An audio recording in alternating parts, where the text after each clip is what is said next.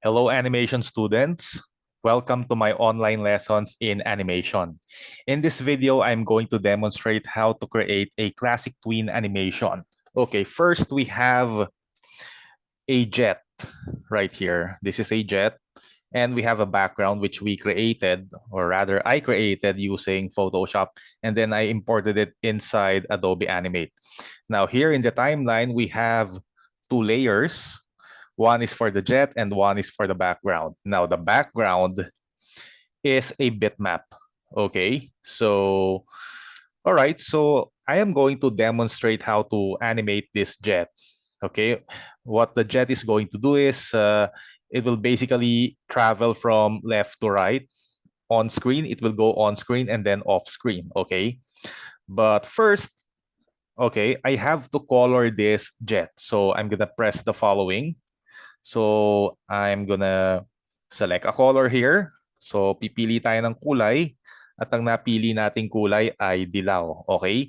Huwag nating kalimutan na pag magkukulay tayo, pindutin natin yung bucket tool. Okay? So pindutin yung bucket tool and make sure yung gap size naka-close large gaps, no? So ayan, para magkulay siya. Minsan kasi hindi nagkukulay pag hindi mo pinindot yung close large gaps. Ngayon, itong jet na kinukulayan ko, naka-clean up na to. No? I started this jet by creating a rough sketch of it. So ito kasi naka-clean up na. Okay? So naka-rough sketch yan nung una. No? So ganon. So kinukulayan natin siya ng dilaw. Okay. Okay, ayaw kumulay dito sa part na to, no? So, hahatakin ko na lang using this arrow tool, hahatakin ko na lang yung kulay niya pag ganon. Okay. Yan. Ayan. Medyo sumablay tayo doon. Okay. So, ayan siya. Okay, this is our jet. So, kulayan natin yung cockpit by selecting the fill color and selecting the bucket tool to color. Okay. And let's color the nose of the jet. Select the bucket tool, and there you go. And we also are going to color uh, the afterburner. Now, there is something wrong with this part of the afterburner. And when you color it, what happens is the entire chassis of the jet is being colored gray.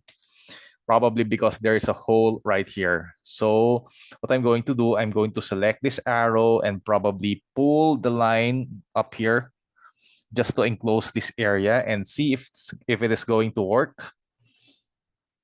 Okay, it does. So ayan na siya, no? So nakulayan na natin yung jet natin. Okay, so pagkatapos niyan guys, kukulayan ko naman yung cockpit. Okay, so pupunta ako dito. And select ako ng kulay, sabihin na natin kulay blue. Select ko yung pangkulay natin which is the paint bucket tool. Ang shortcut niya is K. Nakikita niyo yan sa screen. And then, yon. Okay? Now, if we want to make this color a little bit translucent, we can just select it using the arrow. So here's the arrow. And we are going to select this.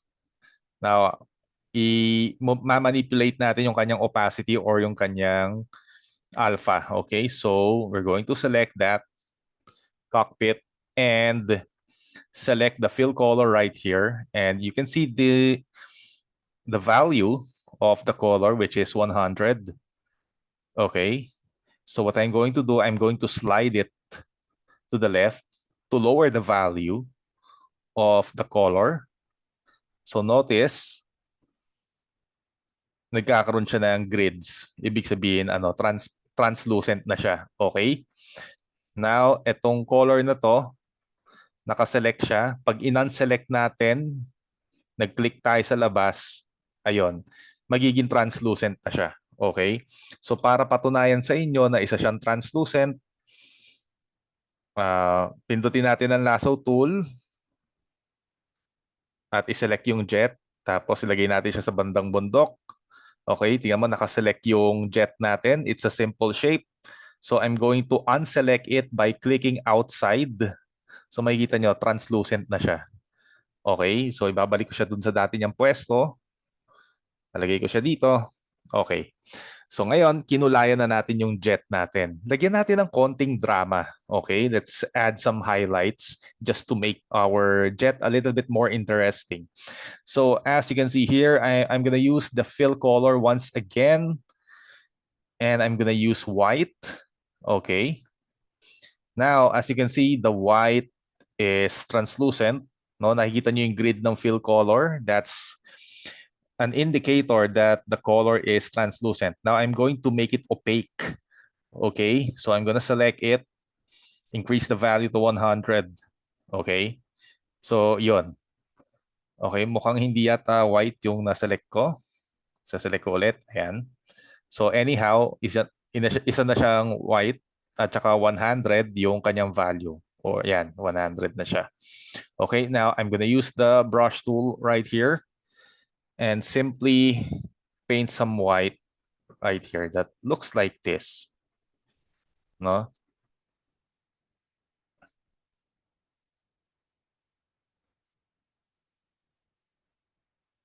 Yan.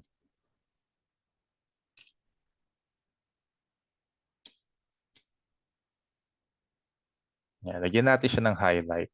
Okay, so just to make it appear that this object is metallic and shiny. Kasi nga bakal siya eh. Okay. Okay. So, kahit ito, lagyan natin.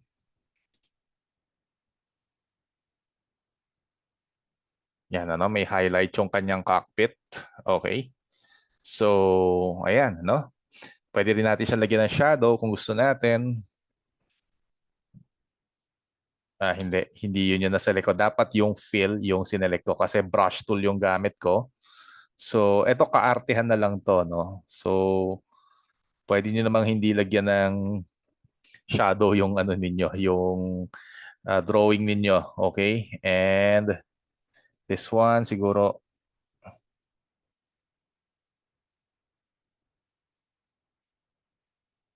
okay? So, make sure that you are painting on the same layer. This is the jet, okay?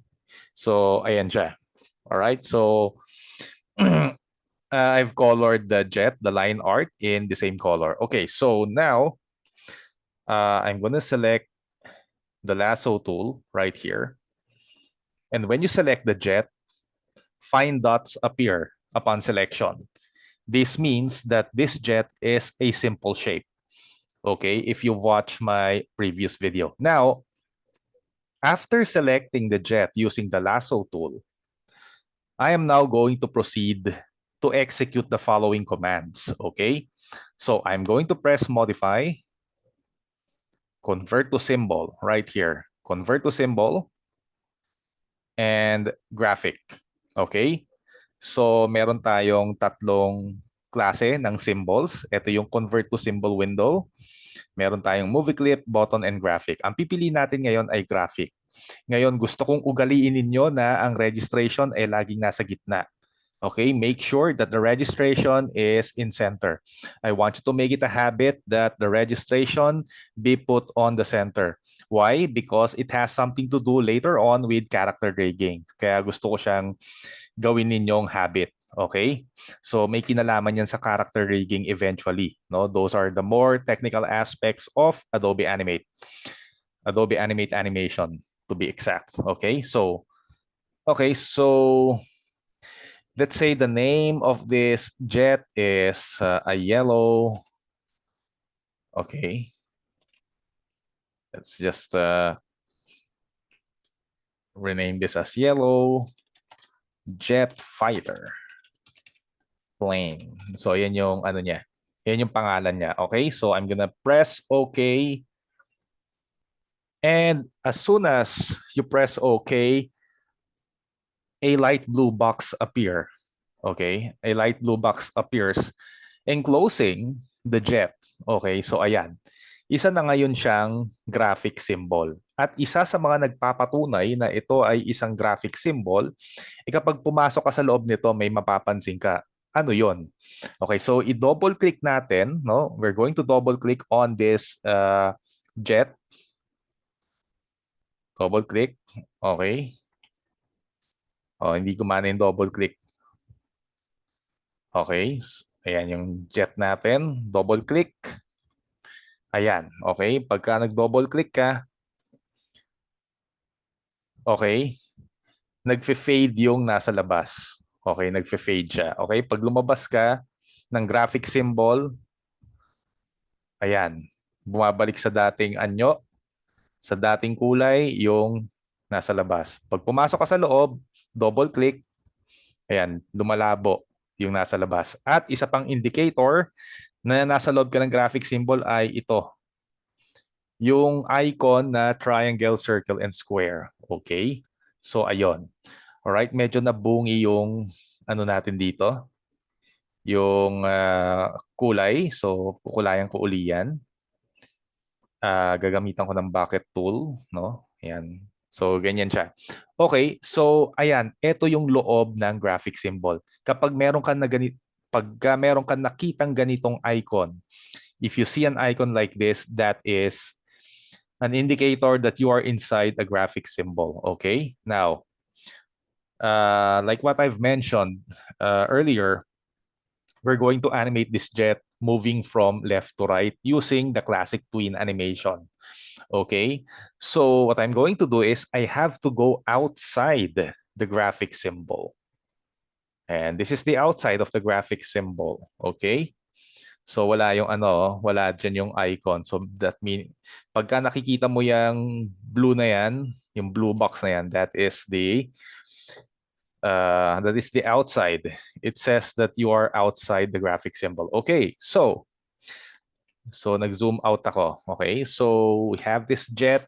It's gonna move from left to right. Okay, first, here's what we're going to do. We have to determine first, we have to establish first the length of the entire scene. Okay, so I'm going to press right here. For example, if I want my scene to be up until here at 140 frame, the 140th frame, I am going to press the following. Okay, so I'm gonna highlight both of this. Okay, and right click, insert frame. So ganyan ang itsura niyan. So the background and the jet, ganyan kahaba yung layers nila. Okay, now, so the jet is going to move from left to right. It's going to go from on screen, or rather off screen, and then on screen, and then off screen again. Okay, so I'm going to select the jet using the lasso tool and put it right here. Okay, so that's going to be the starting position of the jet. Okay, now the next thing that I should do is to determine when the jet is going to move. Okay, so to answer that question, I have to decide what part of the timeline the jet is going to move. Okay, let's say, for example, I want my jet to move at frame number 30 right here. Okay, now if I decided that it's going to start to move at frame number 30, I shall press right click and insert keyframe. Okay, now I'm not gonna move my jet. Okay, I'm not gonna move it. Okay, I'm not gonna move it. However, I'm gonna move this playhead somewhere around here. Let's say, for example, I want my jet to travel or to end its travel or to reach its destination at frame 116. Okay, so this is the indicator that you are in frame 116. This is the frame number right here. Okay, so I'm going to right click and insert keyframe once again. Now, the second keyframe is located here, upon which I am going to move my jet. Okay, so you have to press shift. Shift, you have to hold shift to maintain the linear, to maintain the altitude of the jet. Okay. And put it here, right here. Okay. So we have created two keyframes. One keyframe is right here, whereupon the jet is situated here. The second keyframe is right here at frame 116, whereupon the jet is located right here. Okay. Now, between these two keyframes, what I'm going to do is execute the following command. Okay. So in between these two keyframes, I am going to press the following commands. So here it is. So press on insert, create classic tween. And now you can see that the jet is traveling from left to right. Okay. So if you press enter, which is the shortcut for play, okay, it's going to enter the screen. Now, if you select clip content, it says here clip content outside the stage. You can now do this. You cannot see what's outside the stage. It conceals whatever that is outside the stage. So you have a flying jet moving from left to right. Okay. So this is your jet. Okay. Now, if I am going to activate my onion skin right here, this is the onion skin. You can see that the computer generated in between drawings for the jet. Okay. Now, classic tween animation only applies with graphic symbol, such as this jet.